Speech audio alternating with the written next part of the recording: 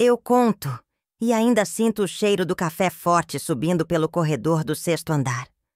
Naquele tempo eu era moça, mais esperança do que salário, e sonhava alto sem ter escada. Quando me chamaram para trabalhar na empresa do homem mais rico da cidade, minhas pernas viraram algodão. Eu, filha de costureira e pedreiro, ia atravessar a catraca de um prédio de vidro, onde a gente via o céu por dentro. Dormi pouco na véspera. Passei ferro no meu único vestido azul. Fiz trança firme e calcei o sapato gasto, mas limpo, como quem veste armadura para o primeiro dia de batalha bonita. Lembro da moça do balcão dizendo meu nome como quem canta. Bem-vinda, Maria Aparecida. Ganhei um crachá que brilhava demais para o meu peito e um sorriso que guardei até hoje. O saguão cheirava a mármore molhado e máquina de xerox. Os passos dos outros eram ligeiros, de gente acostumada a chegar. Eu, novata, aprendi num instante que dignidade também faz barulho. É o som de quem puxa a cadeira, segura a porta e agradece o bom dia.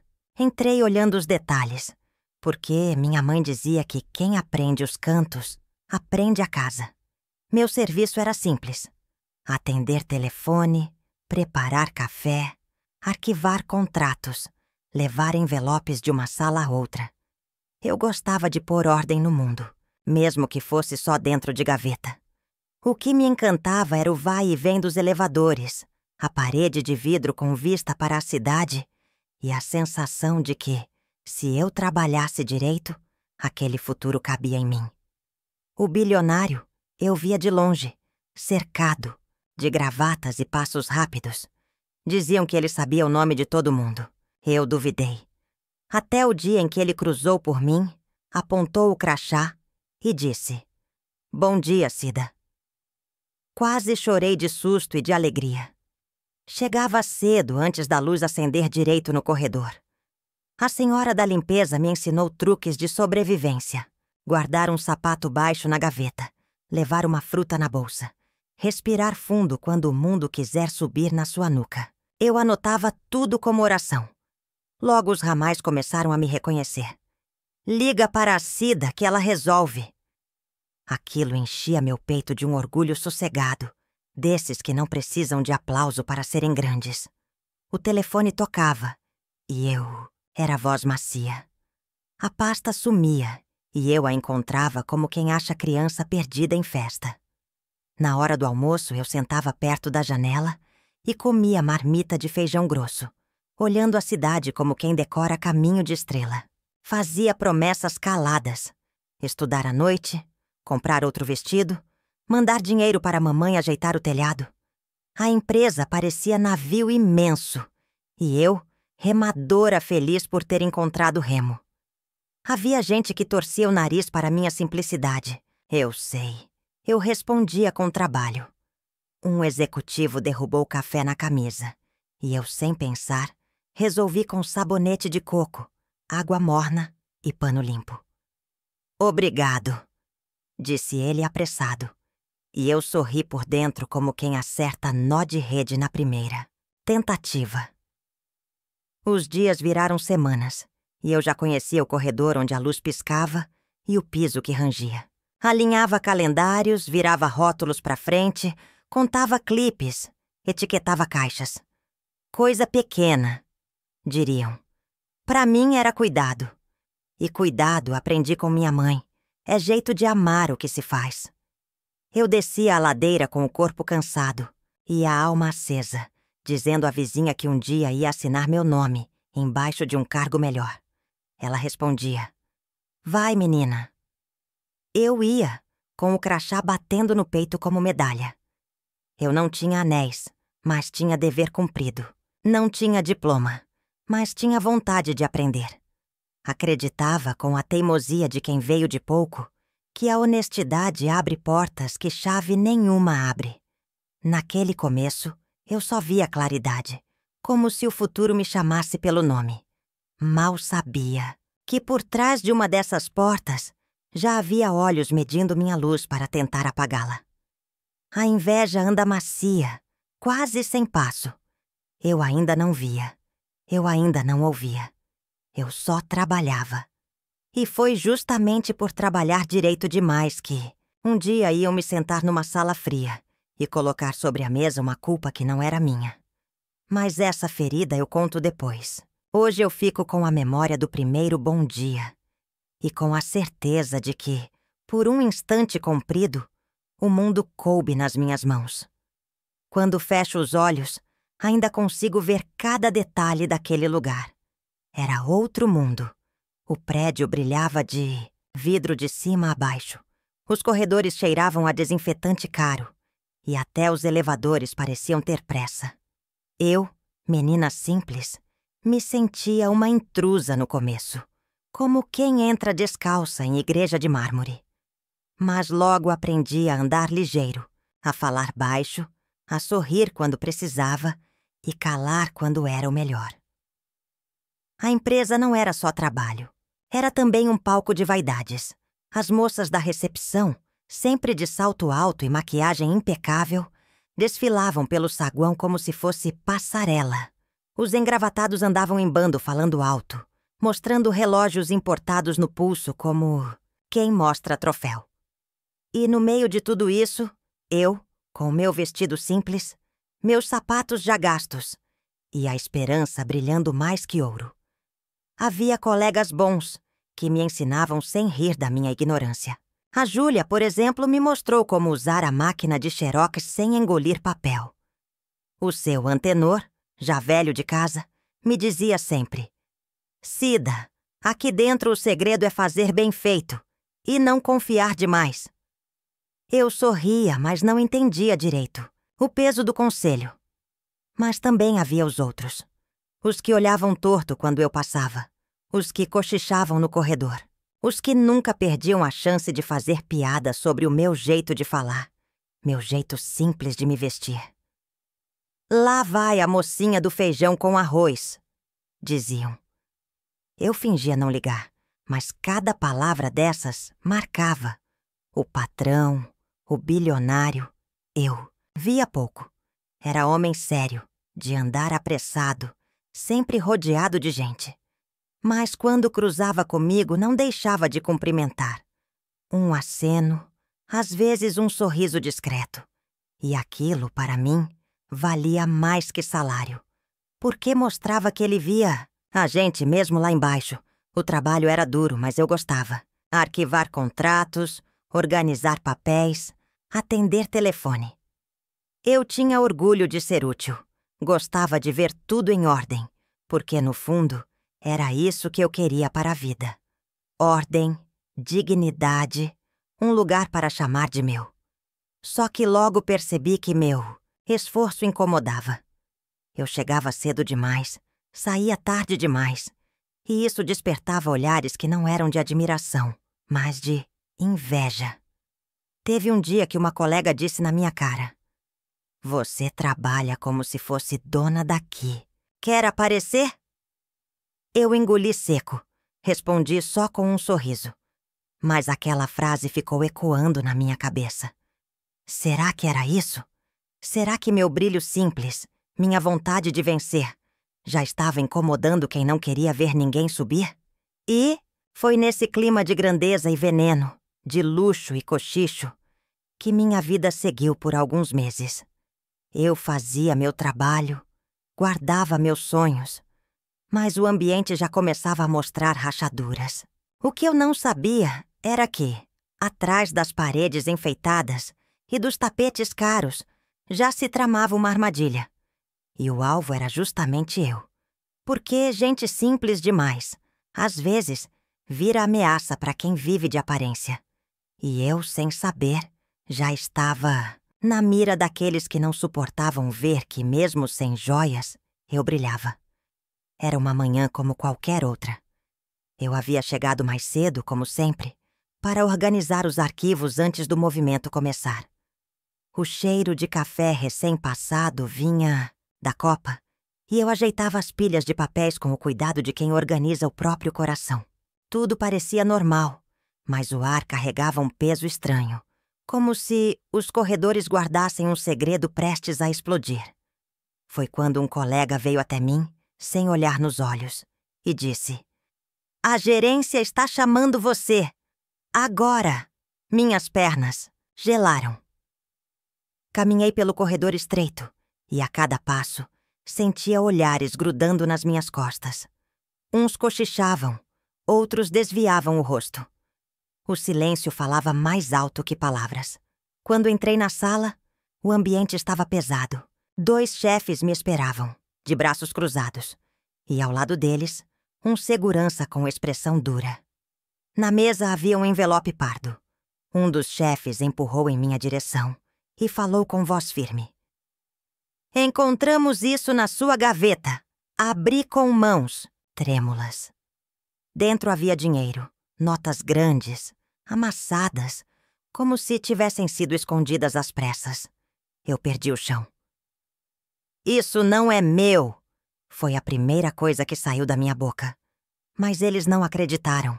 Um deles disse que havia denúncias de pequenos desvios e que finalmente tinham descoberto a culpada. Eu tentei me explicar, mas as palavras engasgavam. Nunca peguei nada que não fosse meu. Nunca. Eu trabalhava com suor, com orgulho. Dizia e repetia: "Eu sou inocente." Mas parecia que cada defesa minha só aumentava a desconfiança. O silêncio do segurança era um peso, como se já me visse como criminosa. Quando saí da sala, os corredores inteiros já sabiam. Os cochichos viraram vozes. Os olhares se transformaram em julgamento. Eu vi gente com quem dividir riso virar a cara. Uma colega que tantas vezes me pediu ajuda sussurrou para outra. Eu sabia que ela não era tão certinha assim. Aquilo me cortou mais do que a acusação. Cheguei em casa naquele dia com o rosto lavado em lágrimas.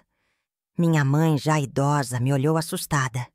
Perguntou o que houve e eu só consegui dizer: "Mãe, me chamaram de ladra." Foi como se eu tivesse morrido em pé. A honra, que era tudo o que eu tinha, havia sido manchada.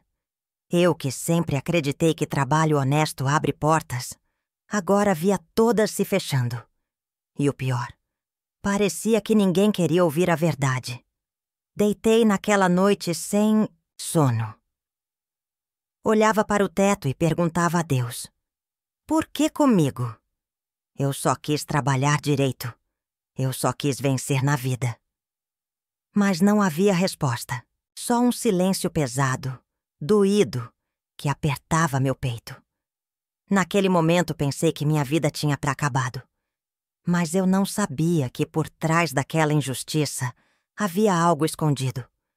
Algo que iria mudar o rumo da história de uma maneira que ninguém poderia imaginar. Depois daquele dia, nada mais foi igual. A acusação correu mais rápido que fogo em palha seca. Eu ainda tentava me levantar cedo, vestir meu vestido azul, prender o cabelo e caminhar até a empresa. Mas parecia que cada esquina me lembrava que eu já não era a mesma. As pessoas cochichavam. Alguns olhares me atravessavam como faca. Outros desviavam, como se eu fosse doença. Na empresa, a situação era ainda pior. Antes, eu cumprimentava colegas e recebia sorrisos tímidos. Agora, os cumprimentos eram secos quando não eram ignorados. Na copa, o barulho das conversas diminuía quando eu entrava. Eu me servia de café e ouvia risadinhas atrás de mim. Alguns chegavam a mudar de lugar só para não dividir a mesa. Eu, que já me sentira parte daquele lugar, me tornei intrusa. Na vizinhança, os comentários também se espalhavam. "A moça da empresa do bilionário foi pega roubando." Eu ouvia atrás das portas, nos corredores da feira, até no banco da praça. Ninguém queria saber se era verdade. Para eles, o simples fato de ter sido acusada já bastava. Eu era culpada no tribunal da fofoca. Minha mãe, coitada, sofreu junto comigo. Ela dizia para não ligar, que a verdade sempre aparece. Mas eu via no olhar dela a preocupação. Quando eu chegava em casa chorando, ela me abraçava forte, como se quisesse me segurar para que eu não desmoronasse de vez. Filha, segura, firme, Deus tá vendo. Mas no fundo eu sabia que ela também sentia a vergonha que caía sobre nós. Eu mesma passei a evitar sair. Se precisava comprar pão, ia cedo antes da rua encher. Deixei de frequentar a igreja. Deixei de ir às festas da vizinhança. Porque toda vez que eu me mostrava, vinha junto a pergunta venenosa. E aí? É verdade aquilo que disseram de você? Não importava o quanto eu negasse. No fundo, já tinham sentença pronta. Na empresa, a humilhação foi se tornando insuportável. Tiraram de mim responsabilidades. Deixaram-me apenas com tarefas pequenas, como se eu fosse incapaz. Alguns papéis que antes eram confiados a mim foram entregues a outras pessoas. Eu fazia o que me davam, calada, com o coração pesado. Cada dia era um teste de resistência. Eu me perguntava, como um envelope apareceu na minha gaveta? Eu mesma não fazia ideia. Passei noites em claro tentando lembrar de cada passo, cada gesto. Mas não havia resposta. Só a sensação de que eu estava sendo usada como bode expiatório. Houve um dia que nunca saiu da minha memória. Estava no ponto de ônibus e um colega de trabalho passou. Ele não me viu, ou fingiu não ver. Eu ouvi ele dizer para outro. Ela parecia tão certinha, né? Mas no fundo, todo mundo tem um preço. Aquilo foi como facada. Eu quis gritar, quis me defender, mas não tinha forças. Fiquei ali, imóvel, engolindo o choro. A vergonha se tornou minha sombra. Não importava. Onde eu fosse, ela me seguia. Eu já não sonhava em crescer. Já não acreditava que poderia limpar meu nome. Eu apenas sobrevivia a cada dia, tentando não desmoronar por completo. Mas a vida, às vezes, escolhe os piores momentos para virar a página. E no meio dessa vergonha toda, algo começou a se mexer nos bastidores, preparando uma reviravolta que eu jamais poderia imaginar. Eu comecei a sentir o peso da acusação não só nos olhos dos outros, mas dentro de mim. A vergonha que me cercava virou eco dentro do meu peito.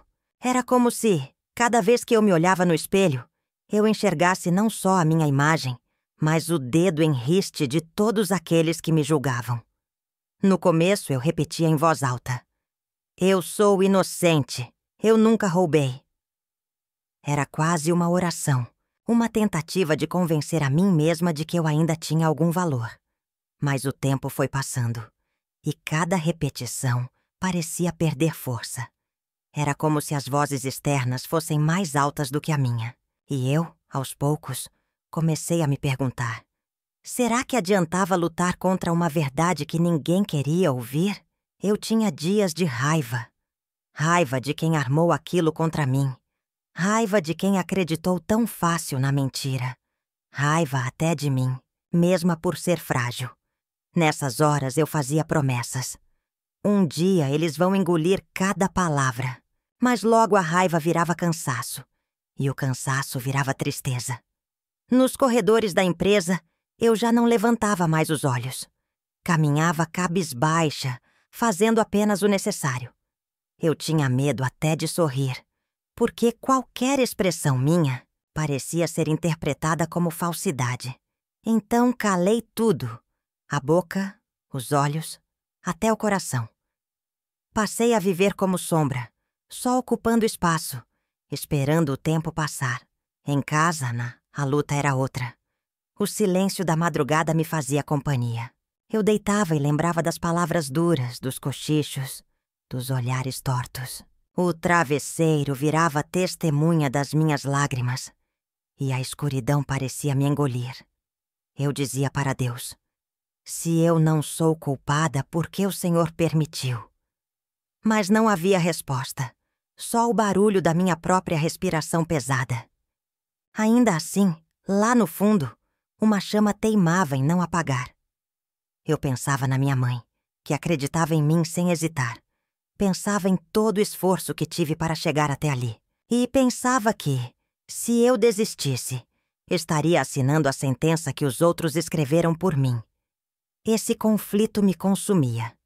De um lado, a vontade de largar tudo, desaparecer, aceitar a derrota. Do outro, a esperança de que a verdade mais cedo ou mais tarde sempre encontra caminho. Eu oscilava como folha ao vento, sem saber para que lado cair.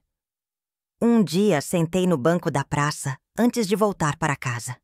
Fiquei olhando as pessoas passarem, cada uma com seu destino, e me perguntei: quantos de nós vivem injustiçados carregando culpas que não são nossas? E foi nesse momento que eu percebi que o pior castigo não era o julgamento dos outros. Era o julgamento que eu mesma fazia de mim. Eu estava me condenando junto com eles. Estava aceitando a mentira como se fosse verdade. E eu sabia que se continuasse assim, iria definhar. Precisava de algum jeito encontrar forças para resistir. Mal sabia eu que essa força chegaria de onde menos se espera. De alguém que, até então, parecia invisível dentro da empresa. E seria essa presença inesperada que começaria a mudar o rumo da minha história. Foi num daqueles dias em que eu já não esperava nada que a vida resolveu me surpreender. Eu estava no arquivo, organizando papéis que ninguém queria mexer, quando ouvi uma voz atrás de mim. Não se preocupe, eu acredito em você. Olhei assustada. Era o seu Antônio, um funcionário antigo, quase invisível ali dentro. Porteiro de noite, já de cabelos brancos, mãos calejadas, andar devagar. Muita gente nem reparava nele, a não ser quando precisavam de algo. Eu mesma trocava poucas palavras, sempre bom dia e boa noite. Mas naquele dia ele me encarava com olhos sérios e bondosos. Como assim? Perguntei, ainda sem acreditar. Ele olhou para os lados, se aproximou e baixou a voz. Eu vejo mais coisa do que imaginam. Não tenho diploma, mas tenho olhos. E esses olhos já viram quem realmente anda mexendo onde não devia. Meu coração disparou. Pela primeira vez em semanas, alguém me oferecia não julgamento, mas confiança. Eu quase chorei de alívio. Antônio contou que nas madrugadas, quando a empresa esvaziava, ele via alguns funcionários entrando em salas restritas, mexendo em pastas, levando envelopes. Disse que já desconfiava de desvio de dinheiro há tempos, mas nunca ninguém deu ouvidos. E que, quando a culpa caiu sobre mim, ele soube que era armação. Você incomoda, menina. Incomoda porque trabalha de verdade. Quem quer aparecer, sem esforço, não suporta ver alguém como você brilhar. Aquelas palavras me atravessaram como faca e como cura ao mesmo tempo. Ele tinha razão. Eu nunca pensei em aparecer. Só queria trabalhar. Mas talvez fosse isso mesmo. Minha dedicação era espelho que mostrava preguiça e maldade dos outros. E espelho, às vezes, incomoda mais do que tapa. Seu Antônio prometeu me ajudar. Disse que ia observar mais, anotar horários, guardar provas silenciosas. Pediu que eu tivesse paciência e fé. A verdade é lenta, mas não falha, disse. Ele com um sorriso triste de quem já vivera injustiças também. Saí daquele encontro com o peito mais leve. Pela primeira vez, eu não estava sozinha. Havia alguém do meu lado. E não era qualquer um. Era justamente quem todos ignoravam, quem ninguém ouvia. Nos dias seguintes passei a notar mais coisas também. Colegas que antes riam de mim agora estavam nervosos demais. Sussurravam entre si, escondiam papéis quando eu passava.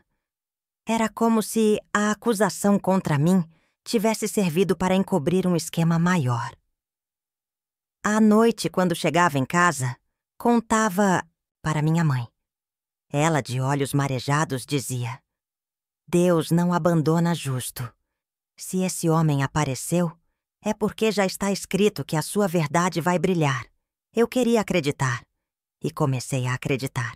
Ainda havia vergonha, ainda havia dor, Mas junto delas nasceu uma centelha de esperança. E foi assim, com a ajuda de um aliado improvável, que o rumo da minha história começou a mudar. O que eu não imaginava é que essa semente de verdade cresceria rápido, até alcançar o próprio dono da empresa. Depois daquela conversa com seu Antônio, meu coração começou a bater em outro compasso. Não era mais só dor e vergonha, era também expectativa. Ele parecia ter certeza de que eu não estava sozinha naquela luta. E essa certeza foi como uma vela acesa em quarto escuro.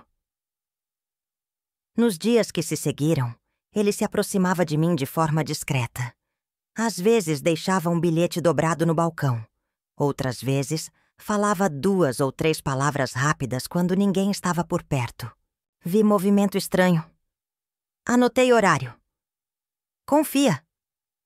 Eram frases curtas, mas para mim valiam mais que ouro. Eu também passei a observar mais. Percebi que 2 colegas em especial tinham sempre pressa demais quando chegava fim de expediente. Um deles, certa vez, carregava uma pasta pesada e, ao notar minha presença no corredor, tentou disfarçar puxando conversa à toa. Mas os olhos dele denunciavam nervosismo. Seu Antônio, com paciência de quem conhece silêncio, começou a montar um quebra-cabeça. Ele anotava nomes, datas, movimentações. Chegou a me contar que, em algumas madrugadas, via luz acesa em salas que deviam estar trancadas. Um dos seguranças, aparentemente amigo desses funcionários, fazia vista grossa. Eu me perguntava, como um porteiro tão simples tinha tanta coragem de investigar? Ele respondia sempre da mesma forma. Coragem não é ausência de medo, menina. É saber o que é certo e não deixar passar. Enquanto isso, eu ainda carregava a marca da acusação. Os cochichos não paravam. O peso nos ombros continuava. Mas dentro de mim havia algo diferente. Eu sabia que a verdade estava sendo caçada e que eu tinha um aliado incansável. Numa noite de sexta-feira, seu Antônio me chamou num canto. Estava com um caderno velho na mão, as páginas cheias de anotações. Mostrou-me registros detalhados, entradas em horários suspeitos, descrições de pastas levadas, até a placa de um carro que aparecia sempre no estacionamento após o expediente. Com isso aqui, já dá para mostrar que você não tem nada a ver com o que aconteceu, ele disse, olhando firme para mim. Eu chorei ali mesmo. Abracei aquele velho como se fosse meu pai. Pela primeira vez em muito tempo, senti que a verdade tinha corpo, que não era só um sonho distante.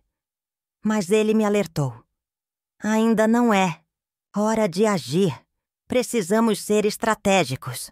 Se a gente falar cedo demais, eles dão um jeito de apagar as provas. É questão de tempo, até que o patrão precise ouvir você. E aí, menina, você vai falar com firmeza, porque terá como se defender. Saí daquela conversa com o coração em guerra. A vergonha ainda me queimava por fora, mas por dentro começava a nascer a certeza de que eu não era a culpada e que um dia todos teriam que engolir essa verdade. O que eu não imaginava é que esse dia estava mais perto do que eu supunha. E seria o próprio bilionário, aquele homem que parecia distante demais, quem iria me chamar para uma conversa que mudaria minha vida. Nunca vou esquecer da manhã em que fui chamada na sala do dono da empresa. O coração disparou tanto que parecia querer sair pela boca. Até então, eu só tinha trocado palavras rápidas com ele. Um bom dia, um aceno. Mas agora era diferente. Era o homem mais poderoso da cidade, que todos respeitavam e temiam, me chamando pelo nome. Caminhei pelo corredor com as pernas bambas. Colegas olhavam curiosos, alguns com um sorrisinho irônico, outros com expressão de pena. Para muitos, aquilo era o fim da linha. Agora ela vai ser demitida de vez, devem ter pensado. Eu respirei fundo, bati na porta e ouvi a voz firme. Entre. A sala era ampla, cheia de janelas que deixavam a luz entrar. Ele estava sentado atrás de uma mesa imensa, de madeira escura, os óculos no rosto e uma pasta aberta diante dele. Meus olhos bateram naquela pasta e meu peito apertou. Eu sabia que ali dentro estavam os papéis que poderiam decidir minha vida. "Sente-se, Cida", disse ele, sem levantar muito o tom de voz. Sentei, mas minhas mãos tremiam. Ele me olhou por alguns segundos em silêncio, como se quisesse ler minha alma. Depois falou devagar.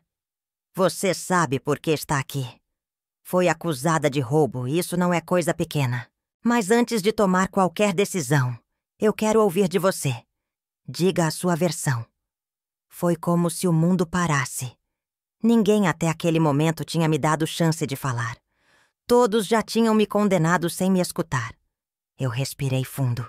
Senti as lágrimas querendo cair, mas encontrei coragem no fundo da minha alma. Contei tudo. Disse que nunca havia pegado um centavo, que nem coragem eu teria para isso. Expliquei o quanto aquele emprego significava para mim, o quanto eu tinha orgulho de trabalhar ali. Falei da minha mãe, da minha vida simples, do sonho que carregava de crescer com honestidade. Contei também da dor que estava vivendo, das humilhações, dos olhares, da vergonha que me perseguia até em casa. As lágrimas escorreram, mas eu não parei. Falei de cabeça erguida porque eu sabia que a verdade estava comigo. E quando terminei, acrescentei: "Se quiserem olhar minhas mãos, só vão encontrar marcas de trabalho, mas jamais de desonestidade." Ele me ouviu em silêncio, sem me interromper. No fim, fechou a pasta devagar, tirou os óculos e disse algo que nunca esqueci. "Nos meus anos de vida, já vi muita gente mentir, tentando se passar por inocente. Mas também já vi olhos de quem carrega a verdade. Os seus olhos não me parecem de culpada." Naquele instante, uma esperança nasceu dentro de mim. Era como se, finalmente, alguém estivesse disposto a me enxergar além das fofocas. "Cida", continuou ele, "não vou tomar nenhuma decisão precipitada. Já pedi que revisem alguns relatórios. Mas preciso que você se mantenha firme. Se estiver dizendo a verdade, ela virá à tona." Saí daquela sala com o coração acelerado. Mas pela primeira vez em semanas, senti que não estava totalmente perdida. O próprio dono da empresa havia me escutado. Eu não sabia, mas as provas que seu Antônio vinha juntando estavam prestes a se cruzar com essa decisão. E quando isso acontecesse, a verdade iria se levantar como um raio no meio da escuridão. Os dias seguintes foram de pura tensão. Eu continuava trabalhando como sombra nos corredores, suportando olhares tortos e cochichos venenosos. Mas por dentro, uma chama se mantinha acesa. O bilionário havia me escutado. Isso já era mais do que eu podia esperar. Ainda assim, eu não tinha certeza de nada. Será que ele acreditaria em mim até o fim? Ou será que seria apenas mais uma esperança jogada fora? Foi então que seu Antônio apareceu uma noite, quando eu saía já de cabeça baixa, e me chamou discretamente. Ele segurava o mesmo caderno velho que carregava debaixo do braço e disse: "Chegou a hora." Fomos para a portaria, onde ninguém nos incomodava. Ele abriu o caderno diante de mim e mostrou registros detalhados. Datas, horários, nomes. Apontou 2 pessoas da empresa, colegas que eu jamais teria desconfiado, e mostrou como eram sempre os últimos a sair, sempre com pastas nas mãos. Além disso, ele havia conseguido algo ainda mais forte. Um recibo esquecido, que mostrava movimentação, de valores que não faziam sentido, assinados por um dos acusadores. "Tá tudo aqui, Cida. Eles armaram para você", disse com firmeza. Meu coração quase saiu pela boca. Ali estava a prova que eu tanto sonhava. Mas não bastava. Eu sabia que para ser ouvida, precisava que isso chegasse às mãos certas. No outro dia, seu Antônio pediu para falar com o dono da empresa. Muitos riram dele. Afinal, era só um porteiro, um homem ignorado por todos. Mas ele insistiu e conseguiu. No encontro com o bilionário, eu estava presente. Entrei na sala tremendo, mas dessa vez não era de medo. Era de esperança. Seu Antônio, com a calma de quem já viveu muito, abriu o caderno diante do patrão e disse: "Aqui está a verdade que ninguém quis ver." O bilionário leu cada página com atenção. O silêncio era tão denso que dava para ouvir meu coração batendo. Quando terminou, ele fechou o caderno e olhou fundo nos meus olhos. Depois, virou-se para o segurança da sala e ordenou: "Tragam esses 2 funcionários até aqui. Agora!" Pouco tempo depois, os verdadeiros culpados estavam diante dele. O bilionário, com voz firme, mostrou as anotações, os recibos, as incoerências. Eles tentaram se defender, gaguejaram, inventaram desculpas. Mas quanto mais falavam, mais se enroscavam nas próprias mentiras. Até que não havia mais saída. Verdade, como seu Antônio dizia, é lenta, mas chega. E naquele dia ela chegou. Eu fiquei imóvel, com lágrimas nos olhos, vendo a farsa cair diante de todos. Os culpados foram desmascarados e a acusação contra mim caiu por terra como castelo de areia levado pelo vento. O bilionário se levantou, caminhou até mim e disse em voz alta para todos ouvirem: "Essa moça aqui foi injustiçada e eu quero que todos saibam que ela não só é inocente, como também é exemplo de dedicação e honestidade." Foi como se o mundo tivesse mudado de cor. Depois de tanto carregar vergonha, finalmente eu senti o peso da injustiça ser arrancado das minhas costas. Mas aquilo era só o começo. Porque a vida, quando quer, não apenas limpa nosso nome. Ela também abre portas que jamais pensamos atravessar. E eu estava prestes a viver o maior reconhecimento da minha vida. No dia seguinte, o burburinho já não era mais o mesmo. Não era sobre mim como culpada, mas sobre a queda daqueles que tinham tramado tudo. Os corredores, antes cheios de cochichos venenosos contra mim, agora estavam cheios de espanto. Alguns colegas que me viravam as costas vinham com um sorriso amarelo, tentando puxar assunto, como se nunca tivessem acreditado na mentira. Eu ouvia um: "Sabia que você não tinha cara de ladra." Aqui. Outro: "Sempre confiei em você." Ali. Mas por dentro eu sabia. Poucos realmente acreditaram. A maioria só seguiu a onda. Naquela manhã, o bilionário reuniu todos os funcionários no auditório da empresa. O ambiente estava carregado, todos em silêncio, esperando o que viria. Ele subiu ao palco, com seu jeito sério, e começou a falar. Nesta empresa, prezamos pela verdade e pela honra. E, nos últimos dias, vimos como a mentira pode se espalhar e destruir reputações. Fez uma pausa e olhou na minha direção. Mas também vimos que a verdade, mesmo lenta, sempre vence. Senti minhas mãos suarem. Todos os olhos se voltaram para mim. A acusação contra a funcionária Maria Aparecida foi injusta, disse ele firme. Ela é inocente, e os verdadeiros culpados já foram afastados e responderão por seus atos. Um murmúrio percorreu a sala. Era como se o chão tremesse. Ele continuou. Quero que todos entendam. Esta moça foi alvo da inveja e da maldade, mas se manteve firme, mesmo diante da vergonha e do peso de uma acusação falsa. Isso é caráter. Isso é coragem. Eu não contive as lágrimas. Aquelas palavras limpavam feridas que eu achava que nunca cicatrizariam. Olhei ao redor e vi gente emocionada, outros constrangidos.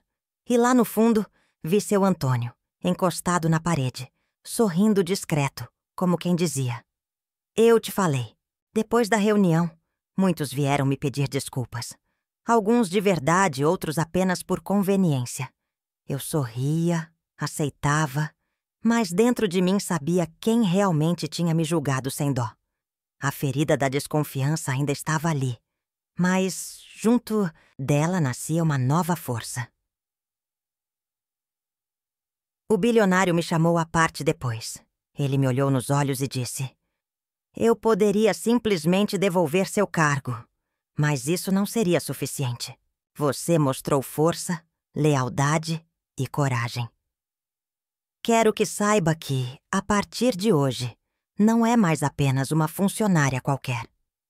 Eu vou confiar em você como confio em poucos aqui dentro." Naquele momento senti meu coração quase explodir. Não era só a minha inocência sendo reconhecida. Era o meu valor sendo visto. Minha dedicação finalmente sendo recompensada. Voltei para casa naquela noite diferente. Caminhei pelas ruas de cabeça erguida, sentindo que não precisava mais esconder o rosto. Minha mãe me abraçou forte quando contei e chorou comigo, mas dessa vez de alegria. E foi aí que entendi. A mentira pode manchar um nome por um tempo, mas a verdade tem força de rio. Pode demorar, mas quando chega, arrasta tudo o que não presta. O que eu não sabia é que essa vitória ainda traria frutos maiores. Porque quando o dono da empresa decide confiar em você, a vida toda muda. E eu estava prestes a conhecer um futuro que jamais sonhei. Depois da revelação pública, eu pensei que as coisas voltariam ao normal, mas não voltaram. Não era mais apenas uma funcionária invisível, perdida entre pilhas de documentos e recados de telefone. Agora, o próprio bilionário me chamava pelo nome, e não apenas para cumprimentar. Ele me chamava para conversar, para ouvir minhas opiniões, para me dar tarefas que antes só eram confiadas aos cargos de confiança mais altos. No começo eu estranhei.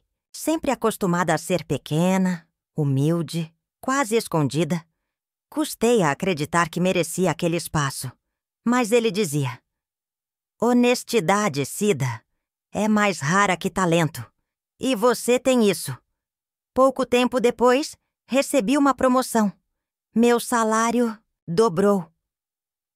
A sala que eu dividia com mais 4 colegas foi trocada por uma mesa só minha, perto da gerência. Ganhei responsabilidades maiores, acesso a reuniões que antes eu só imaginava como seriam. E, principalmente, ganhei respeito. Os mesmos que cochicharam contra mim agora batiam à minha porta com voz mansa. "Pode me ajudar com isso? O que você acha daquilo?" Eu ajudava, claro, porque minha mãe me ensinou que rancor só pesa o coração. Mas, por dentro, eu lembrava de cada palavra dura, de cada olhar torto. A diferença é que agora eu não precisava mais me justificar. Minha verdade já estava provada. Seu Antônio, meu grande aliado, continuou sendo meu amigo. Eu o tratava com a gratidão que nunca caberia em palavras. Ele sorria e dizia: "Eu só fiz o que era certo, mas foi você que aguentou o peso sem se curvar." E o bilionário? Ele parecia ter me adotado como uma espécie de protegida. De vez em quando me chamava em sua sala e falava de negócios, de decisões, como se me testasse. "Quero saber sua opinião. Cida, você enxerga coisas que eles não enxergam." Eu ouvia, aprendia, respondia com sinceridade. E pouco a pouco, fui percebendo que a confiança dele era genuína. A notícia da minha inocência se espalhou além dos muros da empresa.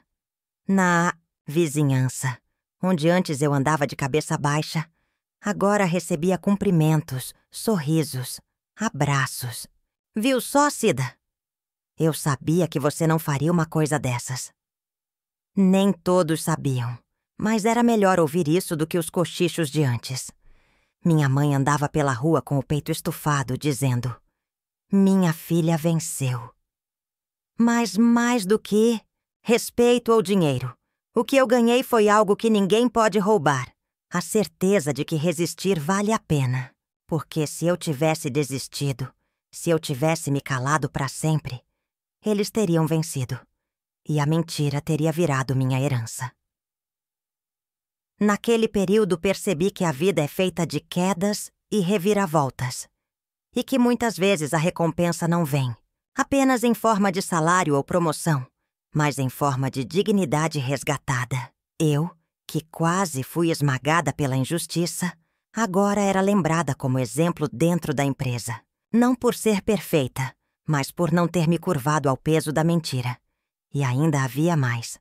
Porque a vida, quando decide levantar alguém, não coloca limite. Eu já tinha reconquistado minha honra, mas estava prestes a aprender que a minha história não seria apenas sobre dor e vitória pessoal. Seria também sobre deixar um legado. Hoje, já velha, de cabelos brancos e pele marcada pelo tempo, eu olho para trás e vejo que aquela acusação foi um divisor de águas na minha vida. Eu poderia ter me deixado esmagar, poderia ter aceitado o rótulo de ladra que me colaram à força. Mas não. Eu resisti, ainda que com lágrimas, ainda que com vergonha, ainda que com noites de desespero em silêncio. Eu conto essa história não para me vangloriar, mas para deixar um aviso. A vida nem sempre vai ser justa. Às vezes, as pessoas que estão ao seu redor, colegas, conhecidos, até familiares, vão se alegrar com a sua queda. Nem sempre porque acreditam na mentira, mas porque a mentira é conveniente para o conforto deles. É mais fácil apontar o dedo do que estender a mão. Mas o que aprendi é que a gente não pode viver para agradar os outros, nem para se defender o tempo todo das opiniões alheias. Se eu tivesse me deixado levar por aquilo que diziam, teria desistido. Teria me tornado exatamente a imagem que eles criaram. Uma fracassada. Em vez disso, eu me segurei no que eu sabia de mim. Eu sabia que era honesta. Sabia do meu esforço. E foi essa certeza que me manteve de pé. Lembro-me de cada lágrima. Lembro-me da solidão. Lembro-me do peso de atravessar a rua com todos os olhares contra mim. Mas também lembro do momento em que a verdade veio à tona, limpando meu nome, diante de todos. E mais, lembro da forma como fui recompensada, não só com um cargo, mas com a confiança do homem que mais poder tinha naquela empresa. A injustiça quase me quebrou, mas foi justamente ela que me ensinou a ser mais forte. Foi ela que me mostrou que a dignidade é tesouro que ninguém pode tirar de nós, a não ser que a gente mesmo entregue. Hoje, quando vejo jovens começando suas carreiras, sempre digo: trabalhem com verdade mesmo que doa, mesmo que os outros tentem puxar seu tapete. Porque mentira pode até correr mais rápido, mas a verdade sempre chega. E quando chega, derruba muralhas. Eu sigo minha vida tranquila, já não carrego rancor.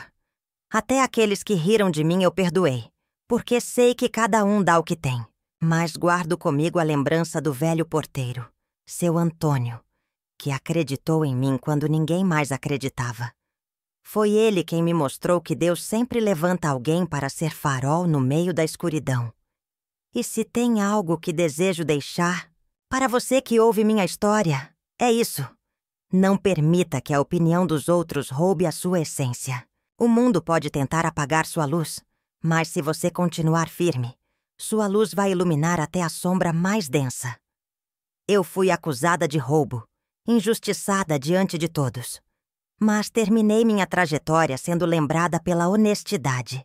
Essa é a vitória que carrego comigo.